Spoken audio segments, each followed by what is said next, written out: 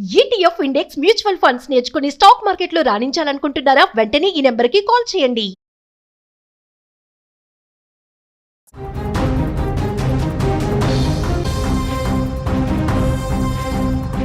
America అధ్యక్షుడికి గండం తప్పడం లేదా? అగ్రరాజ్యాధినేతను అంతమొందించేందుకు మళ్లీ స్కెచ్ వేశారా? అవుననే అంటున్నాయి తాజా పరిణామాలు. ఫ్లోరిడాలోని డొనాల్డ్ ట్రంప్ అత్యంత విలాసవంతమైనటువంటి నివాసం మార్ ఏ లాగో రణరంగంగా మారింది. ఒక యువకుడు నేరుగా ట్రంప్ కోటలోకి చొరబడేటువంటి ప్రయత్నం చేయడం ప్రపంచవ్యాప్తంగా ఇప్పుడు సంచలనం సృష్టిస్తోంది. ఆదివారం సాయంత్రం అందరూ ప్రశాంతంగా ఉన్న సమయంలో మార్ ఏ లాగో ఎస్టేట్ వెలుపల ఒక్కసారిగా తుపాకీ శబ్దాలు వినిపించాయి. ఒక యువకుడు అత్యంత ప్రమాదకరమైనటువంటి ఆయుధాలతో సెక్యూరిటీ వలయాన్ని ఛేదించుకొని లోపలికి దూసుకొచ్చాడు. అతడి చేతిలో ఒక సెమీ ఆటోమేటిక్ గన్, మరో చేతిలో మండే స్వభావం ఉన్నటువంటి పెట్రోల్ క్యాన్ ఉన్నాయి. అంటే కేవలం కాల్పులు జరపడమే కాదు, ఏకంగా ఎస్టేట్ను తగలబెట్టేందుకు లేదా పేల్చివేసేందుకు అతను ప్లాన్ చేశాడని స్పష్టమవుతుంది. అయితే అక్కడ పహారా కాస్తున్న సీక్రెట్ సర్వీస్ ఏజెంట్లు క్షణాల్లో స్పందించి అతన్ని హెచ్చరించారు. అతను వినకపోవడంతో తప్పనిసరి పరిస్థితుల్లో కాల్పులు జరిపారు. ఆ కాల్పుల్లో దుండగుడు అక్కడికక్కడే కుప్పకూలిపోయాడు. దీంతో ఈ యొక్క వ్యక్తి అక్కడ చనిపోవడం జరిగింది. ఈ ఘటనపైన యుఎస్ సీక్రెట్ సర్వీస్ ప్రతినిధి ఆంటోనీ ఎక్స్ వేదికగా సంచలన విషయాలు వెల్లడించారు. మా భద్రతా సిబ్బంది అత్యంత అప్రమత్తంగా ఉన్నారు. ఒక అగంతకుడు చట్టవిరుద్ధంగా ఆయుధాలతో నివాసంలోకి చొరబడ్డాడు.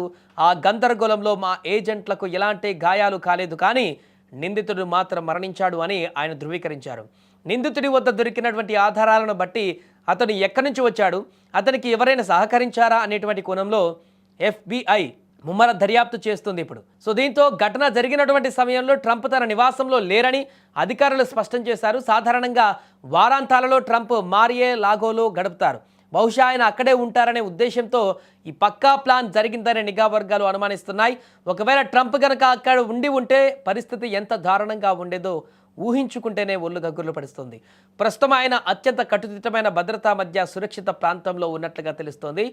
ఇక ఇది ఒకటా రెండా ట్రంప్పై వరుసగా జరుగుతున్నటువంటి దాడులు చూస్తుంటే ఇవి యాదృచ్ఛికంగా జరుగుతున్నవి కావు అనిపిస్తుంది. గతేడాది జూలైలో పెన్సిల్వేనియాలో ర్యాలీలో మాథ్యూ క్రూక్స్ అనే యువకుడు జరిపిన కాల్పులో ట్రంప్ త్రుటిలో ప్రాణాపాయం నుంచి తప్పించుకున్నారు.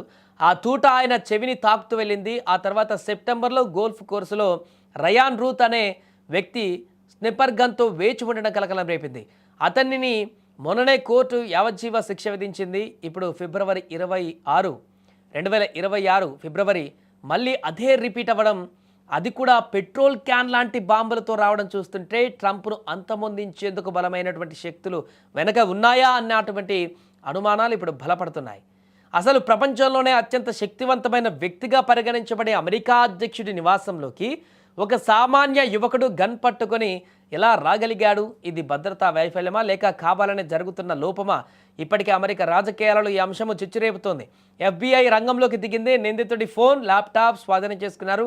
రేపటిలోపు ఈ మిస్టరీ వీడేటువంటి అవకాశం ఉంది.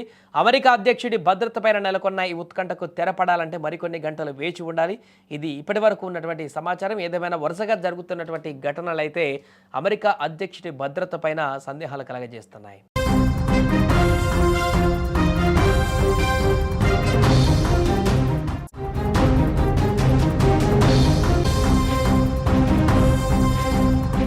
అమెరికా అధ్యక్షుడికి గండం తప్పడం లేదా? అగ్రరాజ్యాధినేతను అంతమొందించేందుకు మళ్లీ స్కెచ్ వేశారా? అవుననే అంటున్నాయి తాజా పరిణామాలు. ఫ్లోరిడాలోని డొనాల్డ్ ట్రంప్ అత్యంత విలాసవంతమైనటువంటి నివాసం మార్ ఏ లాగో రణరంగంగా మారింది. ఒక యువకుడు నేరుగా ట్రంప్ కోటలోకి చొరబడేటువంటి ప్రయత్నం చేయడం ప్రపంచవ్యాప్తంగా ఇప్పుడు సంచలనం సృష్టిస్తోంది. ఆదివారం సాయంత్రం అందరూ ప్రశాంతంగా ఉన్న సమయంలో మార్ ఏ లాగో ఎస్టేట్ వెలుపల ఒక్కసారిగా తుపాకీ శబ్దాలు వినిపించాయి. ఒక యువకుడు అత్యంత ప్రమాదకరమైనటువంటి ఆయుధాలతో సెక్యూరిటీ వలయాన్ని ఛేదించుకొని లోపలికి దూసుకొచ్చాడు. అతడి చేతిలో ఒక సెమీ ఆటోమేటిక్ గన్, మరో చేతిలో మండే స్వభావం ఉన్నటువంటి పెట్రోల్ క్యాన్ ఉన్నాయి. అంటే కేవలం కాల్పులు జరపడమే కాదు, ఏకంగా ఎస్టేట్ను తగలబెట్టేందుకు లేదా పేల్చివేసేందుకు అతను ప్లాన్ చేశాడని స్పష్టమవుతుంది. అయితే అక్కడ పహారా కాస్తున్న సీక్రెట్ సర్వీస్ ఏజెంట్లు క్షణాల్లో స్పందించి అతన్ని హెచ్చరించారు. అతను వినకపోవడంతో తప్పనిసరి పరిస్థితుల్లో కాల్పులు జరిపారు. ఆ కాల్పుల్లో దుండగుడు అక్కడికక్కడే కుప్పకూలిపోయాడు. దీంతో ఈ యొక్క వ్యక్తి అక్కడ చనిపోవడం జరిగింది. ఈ ఘటనపైన యుఎస్ సీక్రెట్ సర్వీస్ ప్రతినిధి ఆంటోనీ ఎక్స్ వేదికగా సంచలన విషయాలు వెల్లడించారు. మా భద్రతా సిబ్బంది అత్యంత అప్రమత్తంగా ఉన్నారు. ఒక అగంతకుడు చట్టవిరుద్ధంగా ఆయుధాలతో నివాసంలోకి చొరబడ్డాడు. ఆ గందరగోళంలో మా ఏజెంట్లకు ఎలాంటి గాయాలు కాలేదు, కానీ నిందితుడు మాత్రం మరణించాడు అని ఆయన ధృవీకరించారు. నిందితుడి వద్ద దొరికినటువంటి ఆధారాలను బట్టి అతను ఎక్కడి నుంచి వచ్చాడు, అతనికి ఎవరైనా సహకరించారా అనేటువంటి కోణంలో FBI ముమ్మర దర్యాప్తు చేస్తుంది ఇప్పుడు. సో దీంతో ఘటన జరిగినటువంటి సమయంలో ట్రంప్ తన నివాసంలో లేరని అధికారులు స్పష్టం చేశారు. సాధారణంగా వారాంతాలలో ట్రంప్ మారియే లాగోలో గడుపుతారు. బహుశా ఆయన అక్కడే ఉంటారనే ఉద్దేశంతో ఈ పక్కా ప్లాన్ జరిగిందనే నిఘా వర్గాలు అనుమానిస్తున్నాయి. ఒకవేళ ట్రంప్ కనుక అక్కడ ఉండి ఉంటే పరిస్థితి ఎంత దారుణంగా ఉండేదో ఊహించుకుంటేనే ఒళ్ళు గగ్గుర్లు పడుస్తుంది. ప్రస్తుతం ఆయన అత్యంత కట్టుదిట్టమైన భద్రతా మధ్య సురక్షిత ప్రాంతంలో ఉన్నట్లుగా తెలుస్తోంది.